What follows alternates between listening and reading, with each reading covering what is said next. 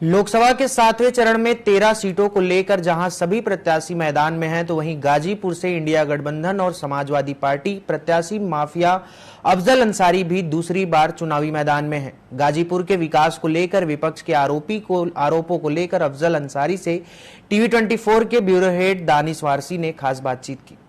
20B के मुलजिम जिस मुकदमे में बनाया वो मुकदमा ट्रायल कोर्ट से छूट गया, मैं बेदाग बरी कर दिया गया। उस मुकदमे को आधार बना के यूपी गैंगस्टर एक्ट में मुलजिम बनवा दिया। यूपी गैंगस्टर एक्ट के जो बेस केस छूट गया, फिर भी आप इसमें सजा कराने में सफल हो गए। आप बस ये चाहते हो कि अफजल अंसारी चुनाव के मैदान में हट जाए। उसका कारण क्या? जिस तरीके से टारगेट आजम खान को किया जा रहा है उस तरीके से अफजल अंसारी। सुना, एक के साथ हम लोग चुनाव लड़ना सीखे हैं, एक के साथ पढ़े भी हैं। हाई स्कूल 69-70 में वो भी पास किए हैं, हम भी 69-70 में, 84-85 में वो भी चुनाव लड़े हैं, हम भी चुनाव लड़े हैं। 10 बार वो भी चुनाव लड़े हैं, 10 बार हम भी चुनाव लड़े हैं।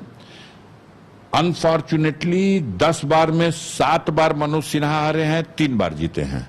और अफजल अंसारी 10 बार में 7 बार जीता है, 3 बार हारा है। 11वां इस बार है। ऊपर सर नीचे करके पैर ऊपर कर दें, LG नहीं डबल LG हो जाए। औकात गाजीपुर की जनता को नापना है, भौकाल से नहीं नपाएगा। जितने पार्टी के पावर है सबको बुलवा लें और देखिएगा गाजीपुर की जनता का रिजल्ट 4 तारीख को। कहीं से फोन से पूछ लीजिएगा। कितनी सीटें लगभग जीत लेंगे? उत्तर प्रदेश में माननीय अखिलेश जी कल ही बोल के गए हैं कि अब वो अपनी सीट बचा लें। गंगा पुत्र तो बहुत बड़ी बात है। 400 पार नारा बीजेपी लगाई, लेकिन ये पब्लिक से नहीं पूछा जा रहा है। बीजेपी खुद ही बता रही है 400 पार। यार, जिस दिन लिस्ट भी नहीं थी कि कौन चुनाव लड़ेगा, उस दिन ये लोग 80 में 80 कह रहे थे उत्तर प्रदेश में। हाँ,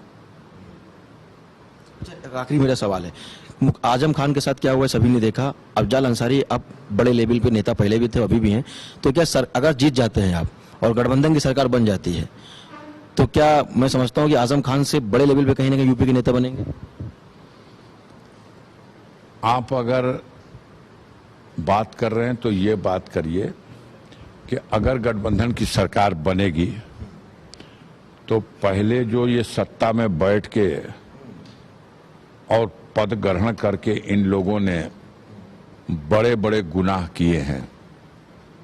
देश की संपत्ति और संपदा को लुटवा दिया अपने चहेतों को।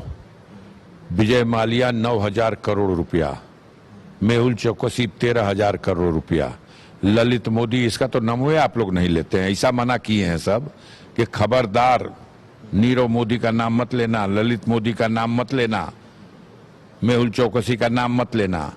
चौकीदार साहब चौकीदारी कर रहे हैं, अब माल हो गया गायब और जाके वहां लंदन में दारू पी करके क्लब में नाच रहे हैं सब कि सैया भैला कोतवाल अब डर काहे का। इन गुनाहों का हिसाब होगा, इन गुनाहों का हिसाब होगा। कौन बड़ा नेता बन जाएगा, कौन छोटा नेता बन जाएगा, इनको देश की सत्ता से जनता बेदखल करने जा रही है। किसी नेता और किसी गठबंधन की बस की बात नहीं थी। आज जनता चुनाव लड़ रही है और इनके गुनाह का घड़ा भर गया है जो अब फट रहा है। आखिरी सवाल है, अगर मान लीजिए गठबंधन सरकार नहीं आती है और आप जीत जाते हैं, तो क्या आपको लगता है कि सरकार फिर टारगेट करेगी?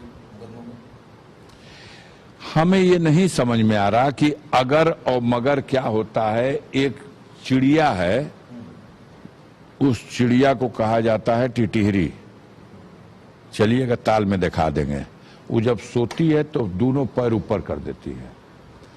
उससे पूछा जाता है, अरे टिटहरी जी काहे पैरवा ऊपर बा? तो कहती है कि रात में अगर हम सुतल बड़ी आसमान गिर गई तो कम से कम हम गोड़वे से रोक दे। तो हमारे पास ऐसा कोई फार्मूला नहीं है कि अगर ये हो जाएगा, अगर वो हो जाएगा, अगर ये हो जाएगा, अगर धरती फट जाएगी। इसका क्या जवाब हो सकता है? लक्ष्य एक है, दिल्ली में केंद्र सरकार को हटाना है और वहां पर इंडिया गठबंधन की सरकार बनाना है। इंडिया गठबंधन सरकार में आने के बाद क्या करेगा, उन्होंने अपनी प्राथमिकताएं अपने मैनिफेस्टो में दे दी। अफजल अंसारी की बड़ी छोटी छोटी दूठो अरमान है। 150 डिग्री कॉलेजेस जहां हैं वहां विश्वविद्यालय होना चाहिए। मैंने प्रधानमंत्री से मिल के भी कहा, लिख के भी दिया, एक्सप्लेन भी किया कि 350 से ज्यादा डिग्री कॉलेज हैं, एक विश्वविद्यालय गाजीपुर का हक बनता है। उन्होंने कहा जमीन कहां है? मैंने कहा जमीन ब्रिटिश हुकूमत ने हमारे किसानों की जमीन एक्वायर करके और वहां पर एक एयर बेस बनाया था बागियों की बगावत कंट्रोल करने के लिए सन 42 में। उस एयर बेस पे हमारे ही क्वेश्चन के जवाब में हाउस में जवाब दिया गया है कि 92 बीघा जमीन है रक्षा मंत्रालय की। तो हमने कहा ये 92 बीघा जमीन रक्षा मंत्रालय की, इसमें से आधी जमीन आप ले लीजिए, हमारी यूनिवर्सिटी बन गई। एक स्पोर्ट्स कॉलेज दे दीजिए, इस स्पोर्ट्स कॉलेज में हमारे यहाँ खेलने वाले बच्चे हैं, बहुत अच्छे खिलाड़ी हैं, उनके अंदर उनकी जो छुपी हुई प्रतिभाएं हैं उनको विकसित करने का कोई अवसर नहीं है। अगर आप स्पोर्ट्स कॉलेज दे देंगे तो हमारे बच्चे न सिर्फ गाजीपुर का नाम रोशन करेंगे बल्कि भारत का नाम दुनिया में रोशन करेंगे। ये दो मेरी विशेष प्राथमिकताएं होंगी। मैं चाहूंगा इंडिया गठबंधन की सरकार में इन डिमांड को मेरी जोड़ लिया जाए और जो इन लोगों का पुल पुलिया अधूरा रह जाएगा, हम लोग तंग नजर नहीं है, हम लोग उस पुल पुलिया को पूरा करा देंगे। तो गाजीपुर पे अफजाल अंसारी को बच्चा भी जानता है और बूढ़ा भी। हालांकि किसी के लिए वो माफिया हो सकते हैं, लेकिन मसीहा लकब उनका ज्यादा बैठता है। एक बात समझ में नहीं आई कि मायावती से भी उनके अच्छे रिश्ते हैं और अखिलेश यादव के वो प्रत्याशी भी हैं। अखिलेश यादव ने अपनी सीट भले ही छोड़ दी हो, लेकिन अफजाल अंसारी इस बार जीतते हैं तो गाजीपुर का विकास उनकी पहली प्राथमिकता है। हालांकि वो जीतेंगे या नहीं जीतेंगे ये जनता तय करेगी, लेकिन फिलहाल राह आसान नहीं है। गाजीपुर से रघुनाथ के साथ दानिश वारसी, TV 24 के लिए।